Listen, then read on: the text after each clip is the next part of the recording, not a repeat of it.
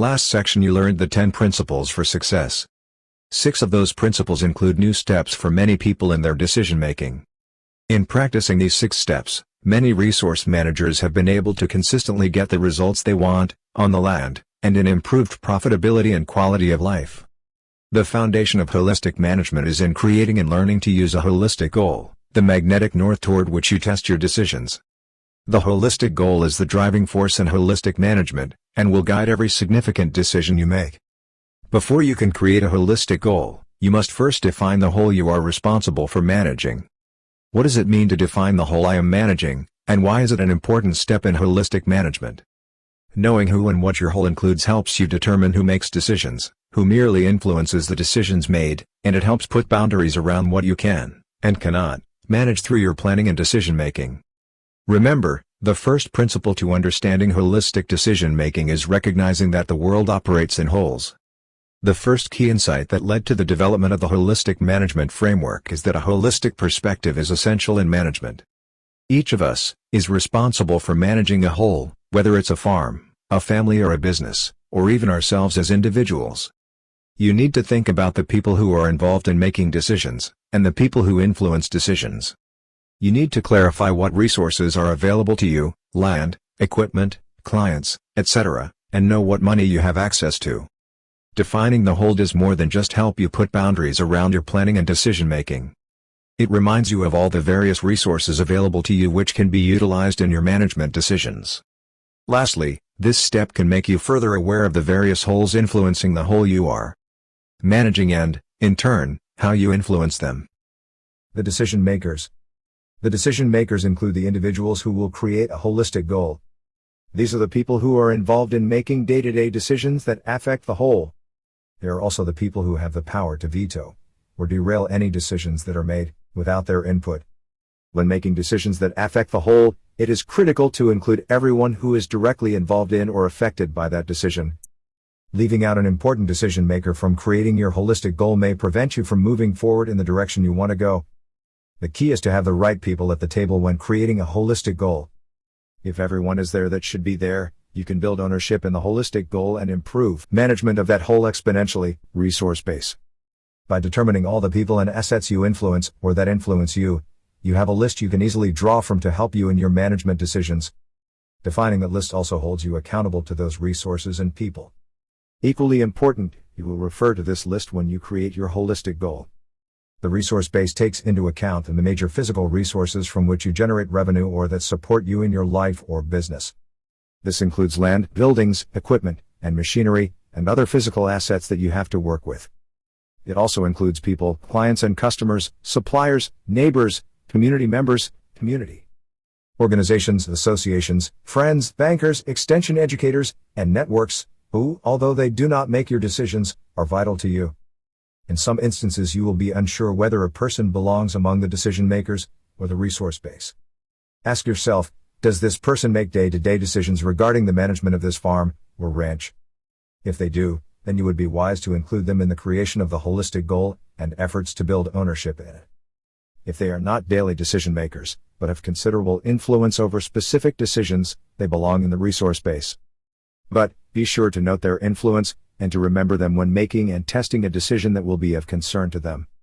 An example of someone who has influence and even veto power at times, but who does not necessarily belong among the decision makers, would be the loan officer responsible for your line of credit at the bank.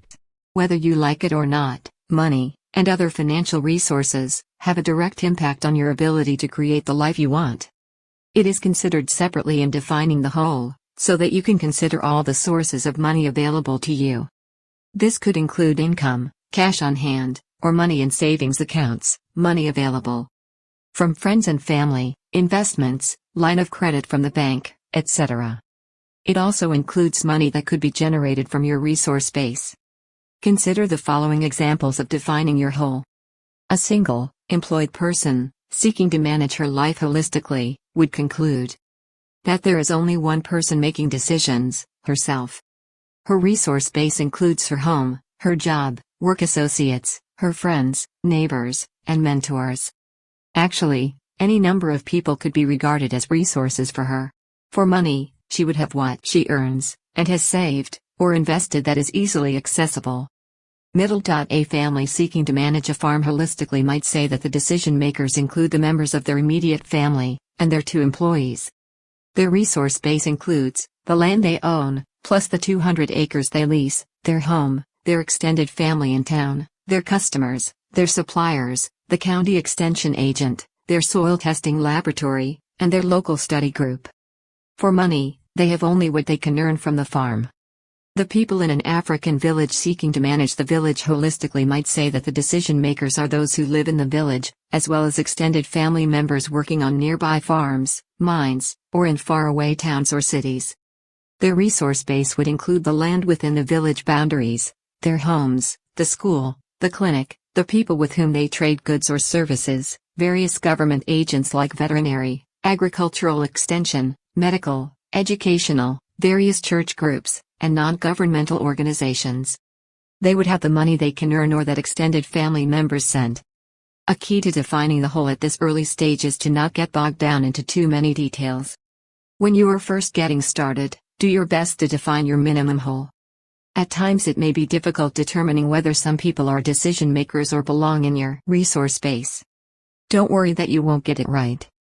Do your best, and if in doubt, be inclusive rather than exclusive with decision makers, as leaving someone out of this category who does make decision leads to problems.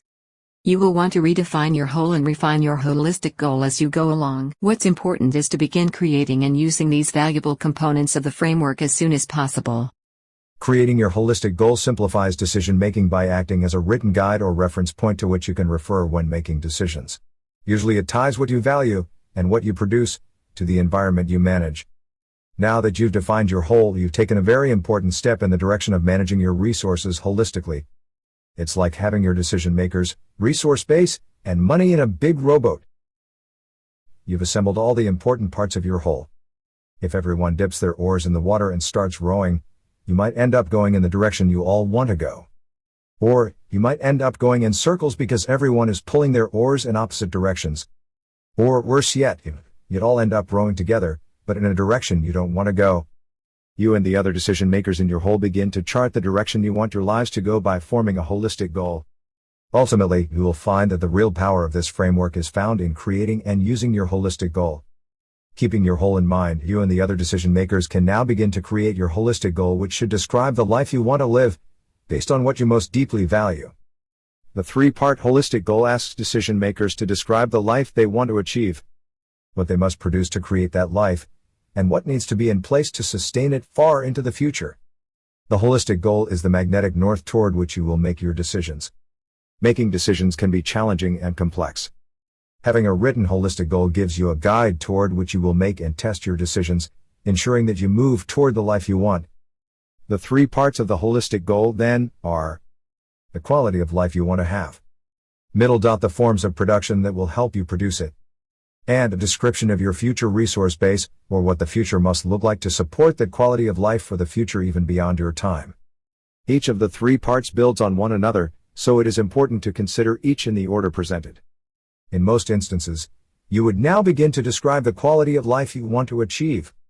However, depending on the whole you are managing, and why it was formed, you may need a statement of purpose. Why do you need a statement of purpose?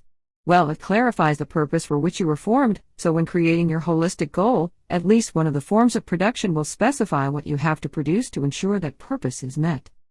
This purpose statement is specifically for the organizations or entities within the organization, such as departments, divisions, units, etc. It answers the question, what were we formed to do? This statement clarifies the purpose for which the organization, department, or unit was formed and records it in writing to ensure that the decision makers don't lose sight of it when they are creating their holistic goal.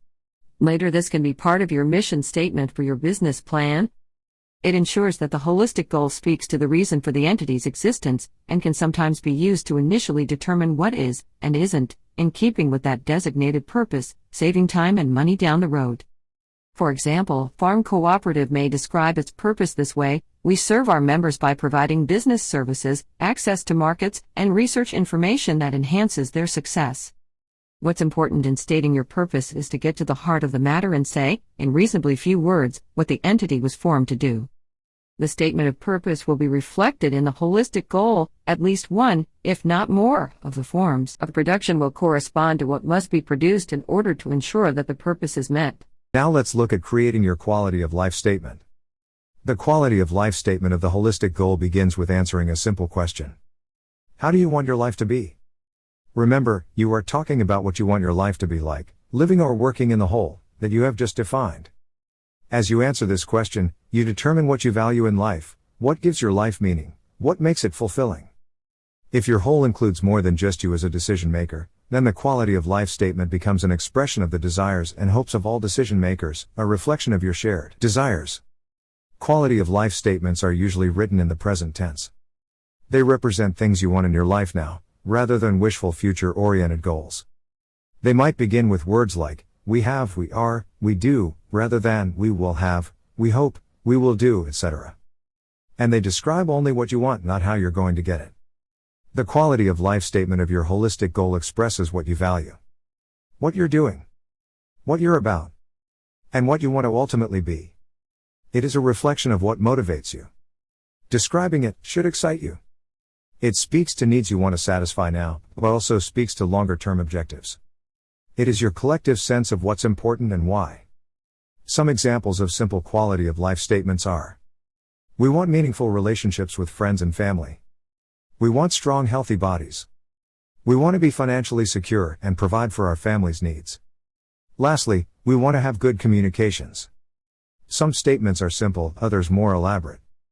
What matters is that they represent what is most important to you, and that all decision makers in the whole see their words reflected in the end product. It will be important to discuss what certain statements mean and to be sure that there is a collective understanding of what they mean to all the decision makers. For example, what does it mean to be financially secure? Are we all in agreement on this? Obviously, this process will take time, but it will be time well spent and it will ultimately save time when making decisions in the future. It's also important to remember that even when the quality of life statements are refined to where you want them, you still have 2 more parts to create before your holistic goal is complete. And even then what you create will at first be considered a temporary holistic goal. The reason for this is that your holistic goal is a living, dynamic, and practical document that grows as you grow and changes as both you and the whole you are managing change. Now, let's identify what you must produce to have the life you want. Building on the quality of life statements are the forms of production, where we ask, what must I commit to in order to have the life I want? Generally speaking, for each quality of life statement, there must be a form of production that addresses what needs to be produced. Writing the forms of production is the part of the holistic goal in which people are tempted to include specifics, the how-tos of creating that fulfilling life. You will eventually get to the how-tos when you begin testing your decisions. For now, leave the details for later. One form of production might address 2 or 3 statements. Another way to ask the question is this: what is it we're not doing now? Or what is blocking us from having the quality of life we described? If, for example, your family wants to have better balance between work and home, you might ask yourselves, what are we not doing to create that balance? What's keeping us from spending more time together and less time working? You sigh and shake your head and say out loud, if we only had more time, we could do that. You've just identified a form of production, better time management for those healthy bodies or that good communication you desire. Ask yourself, how must your resource base be many years from now if it is to sustain what you have to produce to create the quality of life you want to achieve? Look back at the resource base you described when you were defining your whole earlier in this Holistic Management online course. This third part of the holistic goal asks you to think about how that resource base must look in the future. It is called, for lack of a better term, the future resource base description. In looking at the future resource base, there are 3 primary elements to describe. 1. How you have to behave. A description of how you must behave if the people in your resource base, customers or clients, the people in the community, etc., are to continue to support you. If you want people to perceive you as honest, ethical, creative, etc., then you need to behave that way now.